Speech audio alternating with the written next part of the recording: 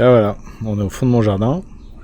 Et puis là, il y a Louis, il est en train de préparer sa petite intervention parce qu'en fait, aujourd'hui, pour un joueur, une armée, eh bien, on va parler de Louis. Et on va y aller tout de suite. Attendez, je vais essayer de vous faire voir où il est. Ah non, c'est pas le bon sens. Regardez, il est là-bas, il est là-bas, il est là-bas.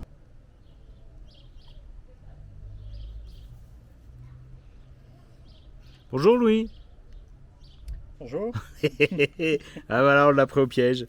On l'a pris au piège. Bon alors, comment tu t'appelles donc? Ah bah je viens de le dire, Louis. Et c'est quoi ton pseudo sur les forums? C'est moi. Mon pseudo, c'est Louis. Ah d'accord, ok. Possiblement avec un Y. Voilà, Ah la grosse différence. là, une grosse différence avec un Y. Et donc tu es inscrit sur Tabletop Tournament? Je suis inscrit, même si, pour être honnête, on ne voit peut-être pas très souvent mon pseudo. Je ne m'inscris pas souvent dans des tournois. Oh là, monsieur est pudique. Mais bon, c'est pas par mauvaise volonté. Hein. C'est parce que j'ai tendance à privilégier les parties entre amis plutôt que les déplacements pour les Et bah tournois. justement, Mais tu quand joues même, avec je me qui? déplace parfois. Tu joues avec qui, hein? Avec qui joues-tu à DBA?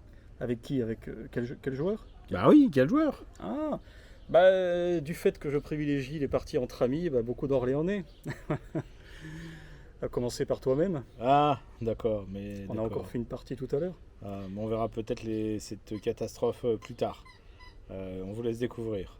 Une partie un peu improbable. Comme toutes les parties de DBA. Comment t'as découvert DBA? Eh bien, en arrivant à Orléans. Ah, Dans le cadre du club Orléans Wargames. J'ai débarqué à Orléans il y a un peu plus de 3 ans. Assez rapidement, je me suis orienté sur le club. Et c'est un des vétérans, si j'ose dire, qui m'avait accueilli, qui m'a fait faire une première partie de DBA. Je jouais Carthage, il jouait Rome. J'ai perdu. Mais c'est historique. C'était historique, tout à fait. On avait fait une bataille historique et les Romains devaient gagner. C'est ce qui s'est passé. Mais de suite, j'ai accroché. Il a réussi sa mission de me donner le goût de DBA. Alors, de suite, j'ai acquis rapidement la première armée, qui a été Carthage. Ok. Et toi, tu joues quoi? En 15, en 28, sur une autre échelle? Voilà, alors bon, pour être tout à fait honnête, je n'ai pas une grande connaissance sur tout le panel de marques de figurines qu'il y a à disposition. Donc, à chaque fois que je bâtis une armée, je regarde pas forcément les marques de figurines. Je prends surtout ce qui est le plus accessible, voilà, pour moi. D'accord. Et encore une fois, tu y es un peu pour quelque chose, voilà, Ouais, ce qui est de l'accès aux figurines. Okay. Est-ce que vous sentez la tentative de culpabilisation qui pointe? Parce que vraiment c'est perfide, puisque là on vient de faire 2 parties avec des résultats improbables, et ils cherchent à me faire culpabiliser, alors que... bon, c'est pas très grave. Et alors, c'est quoi quelle est ton armée préférée, favorite, quand tu joues à DBA? Alors, tout à l'heure, j'ai dit que ma première armée c'était celle de Carthage, mais bon, ça tenait en partie à des causes circonstancielles. Voilà, c'était la première armée que j'avais jouée. Mais celle-là, c'est davantage un choix du cœur, puisque à travers mes propres études et un petit parcours universitaire, j'ai acquis une certaine connaissance, même j'oserais dire une petite spécialisation sur la période altimédiévale, donc voilà, sur le Haut Moyen-Âge. Donc, ce que vous avez devant vous, c'est l'armée de Charlemagne, ni plus ni moins. Charlemagne. Alors attends. Bon, moi, nous, on aurait préféré Dagobert pour voir si t'avais peint la culotte à l'envers. Mais c'est en cours. Tu peins la culotte à l'envers. Mais les figurines ou toi, quand tu peins, Non, ne réponds pas à cette question. La culotte, je ne la promets pas. Non, d'accord. L'armée franque précédente, elle est en cours. Bon, alors, l'armée franque, on attendra. Et en attendant, notre ami Carolus Magnus, qu'est-ce que t'alignes sur le terrain quand tu joues notre ami Alors, c'est une armée carolingien. Voilà, c'est une armée qui offre beaucoup d'options. C'est une des raisons pour laquelle elle est assez agréable à jouer. C'est qu'on peut prendre vraiment une armée très lourde, avec vraiment du lourd partout, et des choix d'options beaucoup plus légers, beaucoup plus rapides. Alors, si je présente globalement, ce qu'il y a au milieu, c'est ce que j'appellerais le corps obligatoire. C'est ce qui est obligatoire de prendre. Je vois que t'as un allié blanc à poil là. S'il te gêne, on le dégage. Hein. C'est le petit Rémus. Allez. Viens là, toi, boulette. Donc tu prends le corps obligatoire. Alors, ce qu'il y a d'obligatoire à prendre, c'est le général en chevalier. D'accord. Voilà. je l'ai mis un cheval blanc, voilà, pour Ouais. l'histoire de bien le reconnaître. Il est toujours accompagné d'au moins 2 autres unités de chevaliers. D'accord. On parle de cavalerie en latin. Côté infanterie, il y a toujours 4 solides qui, selon la période, c'est marqué dans le livre, seront soit des lances, soit des lames.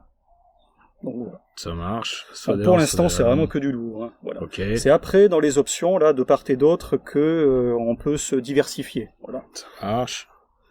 Et bon, si on cherche la raison historique, elle est pas difficile à comprendre. C'est que l'empire carolingien était tellement vaste que ça offrait, voilà, à l'armée carolingienne un large panel de troupes, quoi. Voilà, un peu de tout, dans tous les genres.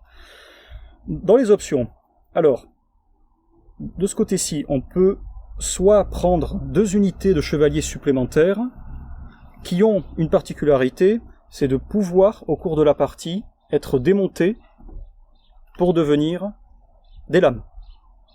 Ok. Voilà. Ce qui peut donner lieu à des situations intéressantes, transformant ainsi des chevaliers en lames. Tu peux commencer avec les lames directement? Je réfléchis, je crois que les règles le permettent. D'accord. Oui.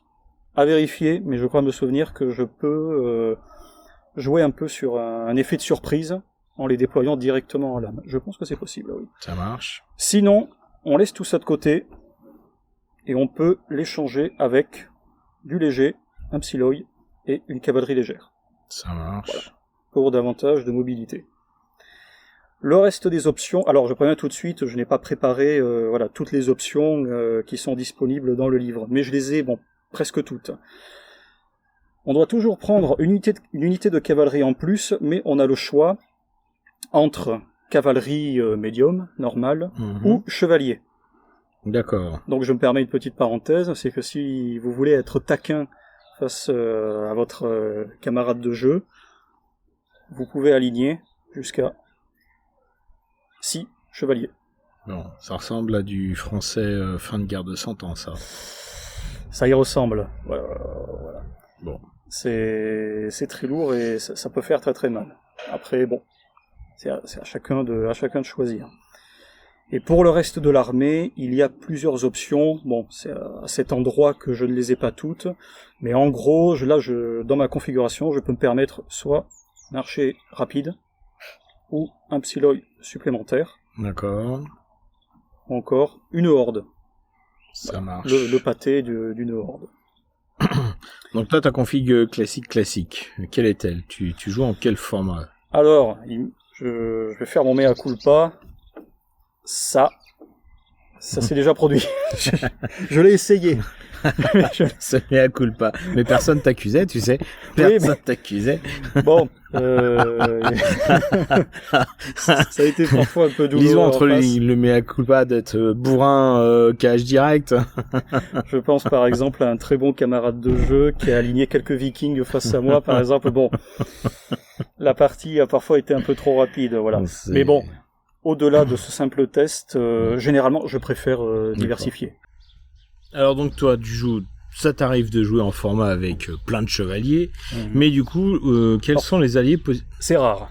C'est rare. Vas-y, refais-le. Attends, il faut quoi? Attends un instant. Ah, c'est le zoom. Je vais essayer de changer. Voilà. Ah, je suis encore en zoom. Ah, c'est pas possible. C'est pas possible. Redis-le, c'est rare. C'est rare. Bon, on va retourner sur nos figurines. Ces petits machins là que tu alignes devant nous, est-ce qu'ils peuvent avoir des alliés? Alors oui, il y a plusieurs alliés disponibles qui correspondent à peu de choses près en fait aux voisins, tout simplement, de l'Empire carolingien.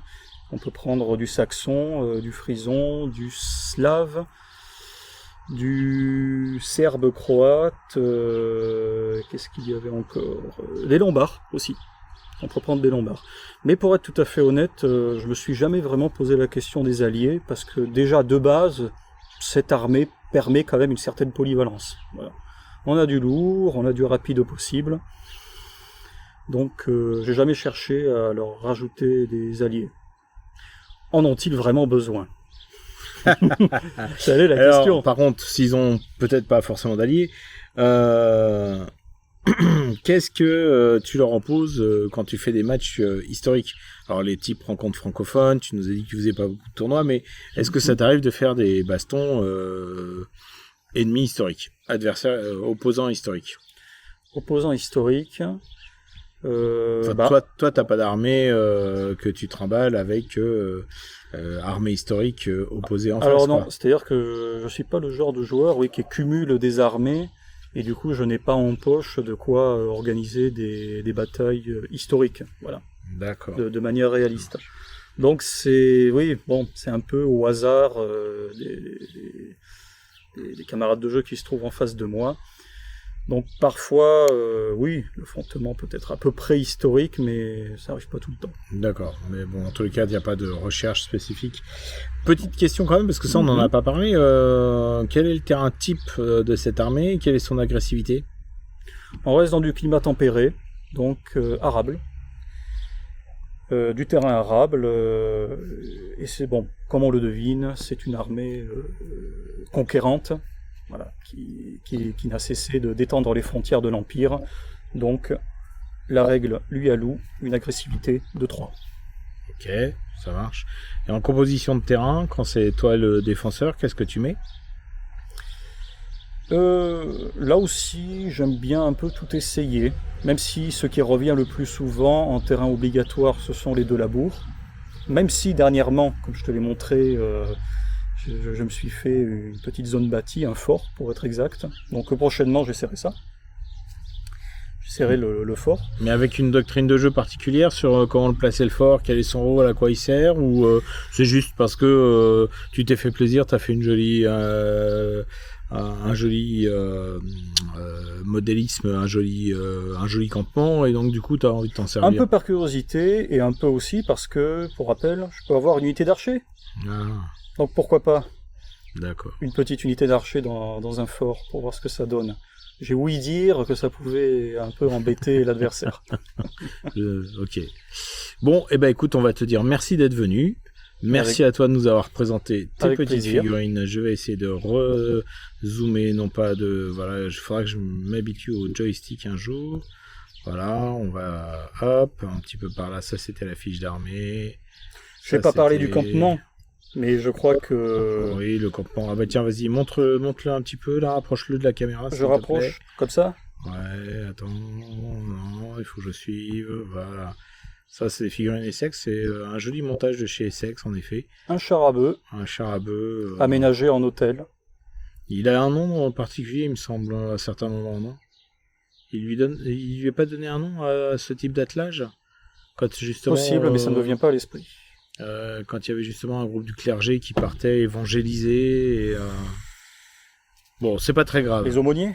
Peut-être, j'en sais rien. Il me semblait avoir vu un nom, mais comme j'ai pas une très bonne mémoire, puis que je peux me tromper parce que ça m'arrive jamais, mais ça m'arrive quand même. J'y avais beaucoup réfléchi et je me suis dit quoi de mieux qu'un symbole de la fameuse alliance du trône et de l'autel. Bah écoute, pourquoi pas. Eh ben, Monsieur Louis, merci à toi d'être venu, merci d'avoir participé. Et puis on va monter ça très gentiment. Et puis bah du coup Louis, comme on l'a déjà dit dans une autre vidéo, vous voyez son nom souvent au générique parce que c'est lui qui se tape le montage en essayant de récupérer les rushs tout pourris que moi j'ai pu faire. Alors du coup, pour vous dire au revoir, Louis vous dire au revoir et moi je vais vous dire au revoir un petit peu comme ça. Ah mais c'est que je suis pas aussi grand. Ah si, je suis aussi grand.